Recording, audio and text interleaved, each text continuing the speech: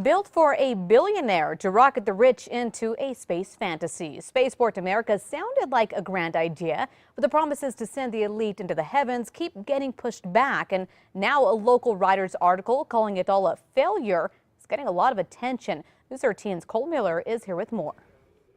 Crystal, the article is titled Failure to Launch. It criticizes the billionaire's idea that's been nearly a decade in the making.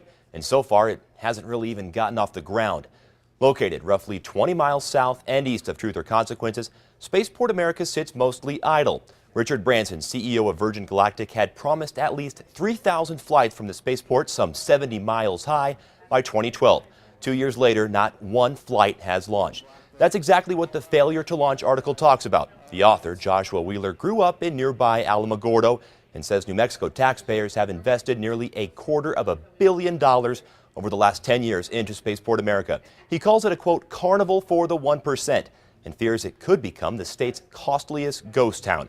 A ticket to space costs nearly $200,000. About 700 people have signed up. The article has gotten a lot of attention, being picked up by other websites, including some blogs. Could this be a black eye for New Mexico's chance to garner tourists? Sierra County Manager Mark Hunsinger says he hasn't given up faith in the project and believes it could transform southern New Mexico for the better. I wouldn't say it's a bust. It's a great potential. The facilities are there. It just needs the tenants to make it a success.